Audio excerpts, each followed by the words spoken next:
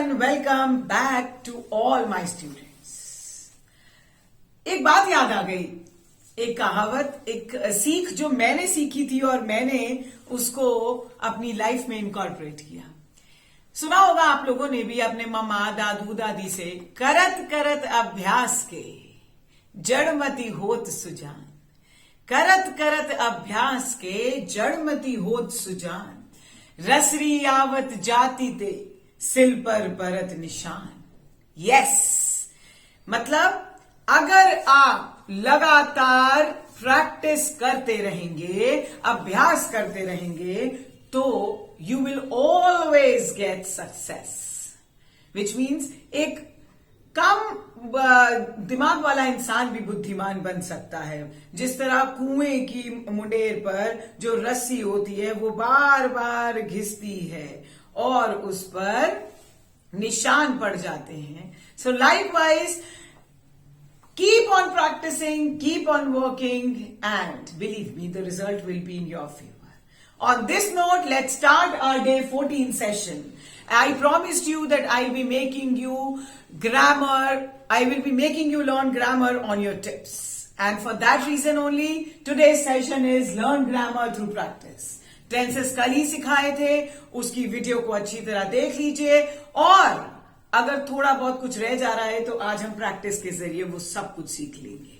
So without further delay, let's start our class and again welcoming you all in this.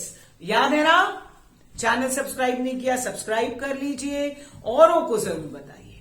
My motive is let everybody else also know. Please press the bell icon so that you get to know the notifications as well. Let's start with the first sentence. I dash a second-hand washing machine few months back, but dash used it yet.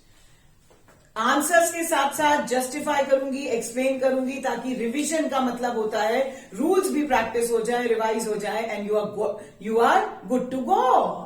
So I dash, एक बात सिखाई थी मैंने tenses में, नहीं याद है, नहीं देखी, एक बार फिर देख लीजिएगा उस वीडियो को, कि जब भी पुराने टाइम की बात होती है, फ्यू मंथ्स बैक, सिंपल सी बात है, इसका मतलब ये टेंस एक पास्ट टेंस में, एक सिंपल पास्ट, एक पास्ट इंडेफिनिट की बात कर रहा है। तो मैंने एक सेकेंड हैंड वॉशिंग मशीन कुछ महीनों पहले खरीदी थी।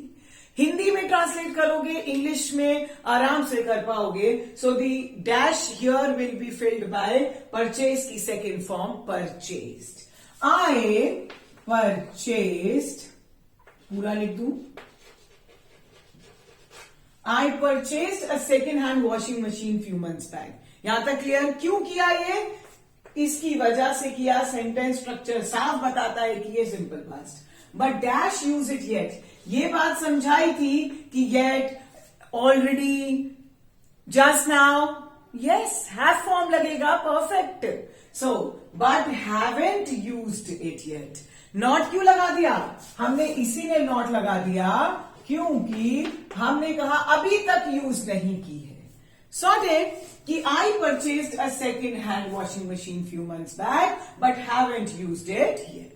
तो दो चीजें सीख ली, सिंपल पास्ट, और मैंने सेंटेंस से ही निकाला, और आप भी ऐसे ही सीखिए, बिलीव मी, रटने की कोई भी जरूरत नहीं। येट तो इसीलिए हैव फॉर्म में, haven't used it yet. That's it. I know this is the simplest way, but practice करेंगे तभी सीखेंगे। Let's move on to the second sentence. Payal and Rakhi dash while her mother dash to the song. Bracket में verb forms दिए, verb क्रिया होती है, क्रिया change होती है, टाइम के साथ साथ सेंटेंस स्ट्रक्चर बदलता है, यही समझाया है टेंसेस की वीडियो में। अब मैंने एक चीज और समझाई थी कि अगर सेंटेंस में वाइल हो तो आप समझ जाइएगा कि ये दोनों सिंपल, मतलब पास्ट है तो पास्ट के, मगर कौन से? पास्ट कॉन्टिन्यूअस के। पास्ट कॉन्टिन्यूअस में क्या लगता है? क्या लगता है? यस, वॉज और वर, या वॉज या वर। तो जब पायल और राखी डांस कर रहे थे तब उसकी मम्मी गाने सुन रही थी। तो यहां पर दो लोग हैं, व्हेन पायल एंड राखी वर, और इसमें आईएनजी लगा देंगे, dancing. When Payal and rakhi were dancing, her mother, अब यहां पर वॉज क्यों लगाएंगे? इसलिए लगाएंगे क्योंकि मम्मा सिंगुलर है, सिंगुलर के साथ वॉज, या प्लूरल है तो वर, और लिसनिंग में LISTEN उसमें ING लगाएंगे। मदर वॉज लिसनिंग टू, इसमें ING लगा देंगे। जगह नहीं थी तो मैंने यहां पे ऐसे करके आपको समझाने के लिए लिख दिया है। Mother was listening to the song. एक और चीज हमेशा याद रखना, याद आ गया तो बता देती हूं, लिसन के साथ टू लगता है, listen to song, listening to the songs. 3 चीजें सीख ली, आगे बढ़ते हैं। और believe me children, with practice you can do wonders, because practice से आप चीजों को रिलेट कर पाते हो, और रिलेट जहां कर देते हो वहां रटने की जरूरत ही नहीं है। और हमारा फंडा क्या है? No rote learning, it's just practice and bang on. Let's move on to the third one. Once a boy dash a girl. Once, फिर कभी कोई काम हुआ था, मतलब इंडेफिनिट, और बीते में हुआ तो past. Once a boy dashed a girl and after a few meetings they understood, उन्होंने समझा। अब तो फर्स्ट के बाद थर्ड समझ में आ गया होगा कि एक बार एक लड़का मिला, तो सिंपल पास्ट, मीट का सेकंड फॉर्म लगाएंगे, वर्ब की सेकंड फॉर्म। एक दिन वीडियो ये भी बनाऊंगी वर्ब फॉर्म्स पर, कैसे उसे आसानी से अपनी लाइफ का हिस्सा बना लो कि आपको याद ना करना पड़े और मक्खन की तरह वर्ब फॉर्म्स निकले। Once a boy met a girl and after a few meetings they understood that they dash same interest. वापस शेयर का सेकंड फॉर्म शेयर। फर्स्ट का रिवीजन दोबारा हो गया कि एक बार की बात है, एक लड़का मिला मीन्स इसका सेकंड फॉर्म, और हमें पता चल गया कि अंडरस्टूड और वन से that it is talking about simple past. I hope it's clear. Let's move on to the next one. I dash all the formulas. Yes. Before the teacher dash it as a test. क्या समझाया था before और after? याद करो, नहीं याद है देखो video, that is very very important. और उसको वहीं नॉक करो, वहीं सीखो और वहीं पर काम को सॉर्ट करो। Dash all the formulas. जा, कल एक एग्जाम्पल दिया था ना कि डॉक्टर के आने से पहले पेशेंट मर चुका था, तो बिफोर कहां लगता है? यस, लगता है हैड में, मतलब पास्ट परफेक्ट में। तो पास्ट परफेक्ट में हैड प्लस V3 लगता है। तो क्या हुआ? आई, और मैंने ये भी बात समझाई कि जो एक्शन पहले हुआ उसमें हैड प्लस V3 आएगा, और जो एक्शन बाद में हुआ उसमें वर्ब की सेकंड फॉर्म आएगी। ये दोबारा रिवीजन हो रहा है, और प्रैक्टिस के साथ रिवीजन सबसे बेस्ट तरीका है। तो क्या हो जाएगा? लर्न का third form learn. I had learned all the formulas before the teacher gave it as test.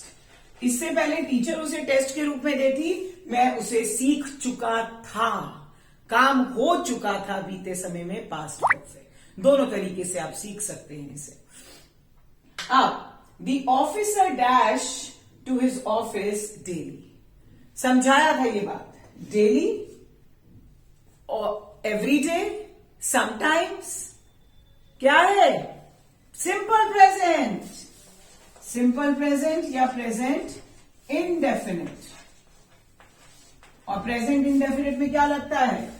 Third person के साथ SAIS लगता है, और अदरवाइज आई के साथ, वी के साथ, यू के साथ, दे के साथ सिंपल वर्ब की form. So the officer third person है, सिंगुलर है, तो गो में ES लगा दिया, that is goes, simple present. The officer goes to his office daily. तो वो हो गए हमारे फर्स्ट 5। अब आगे चलते हैं 6 सेंटेंस पर, नजर डालते हैं 6 सेंटेंस पर। They dash for you for long time. याद रखना, फिर से एक चीज क्या सिखाया था? सिंस, फॉर अनिश्चितता के लिए, सिंस निश्चितता के लिए, and it is used with perfect continuous. Sorted. They dash wait for you for long time. Wait में ING, they have been waiting, यहां लिख देती हूं वरना फिर, they have been waiting for you for long time. I hope that's clear.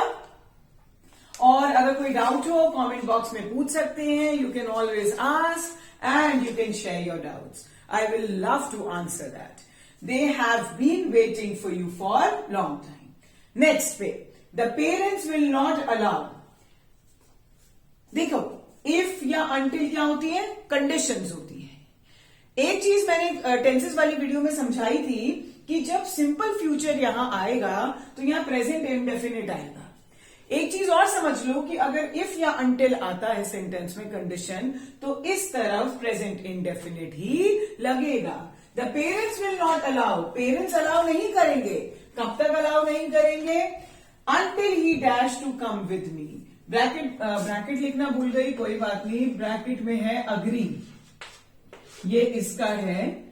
I hope that's clear कि the parents will not allow. Parents allow नहीं करेंगे. कंडीशन आ गई, इफ आता है या अंटिल आता. और ये तो यहां पर क्या हो गया? ये एक कंडीशन को जो जन्म देने वाला होता है तो फ्यूचर टेंस के रिलेशन में यहां पर प्रेजेंट सिंपल प्रेजेंट आता है, माने प्रेजेंट इंडेफिनिट. तो क्या हो जाएगा? अग्रीज.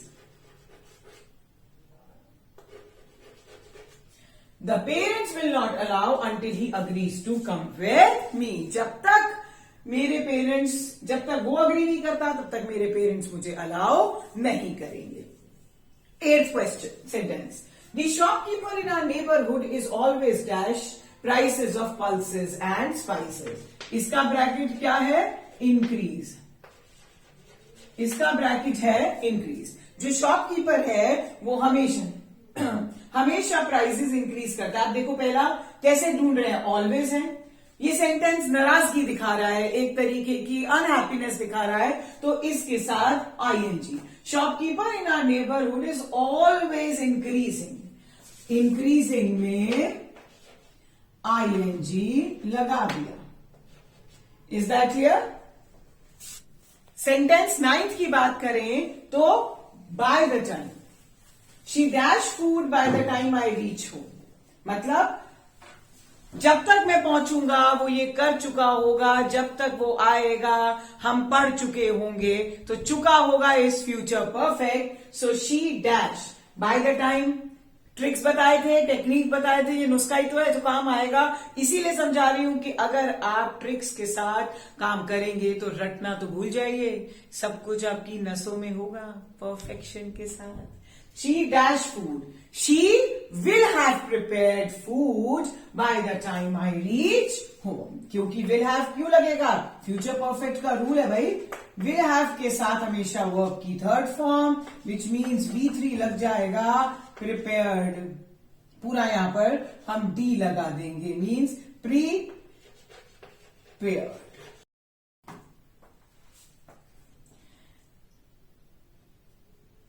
ओके, लास्ट सेंटेंस पे चलते हैं.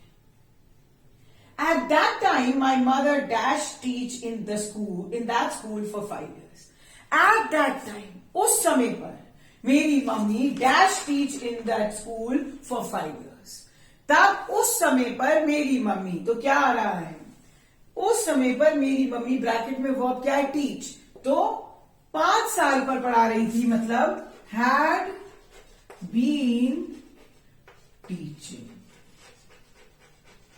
क्योंकि उस समय आ गया तो ये बीता समय, और क्योंकि फॉर आ गया माने सिंस या फॉर, तो वो हमेशा परफेक्ट कॉन्टिन्यूअस का हिस्सा होते हैं. हाँ, एक और वीडियो में बताऊंगी कि ये कब लग सकते हैं. शी हैड स्पोकन फॉर और फॉर किस परफेक्ट में भी लग जाते हैं, वो अभी बात नहीं कर रहे हैं. At that time my mother, उस समय, एक तो बीता समय.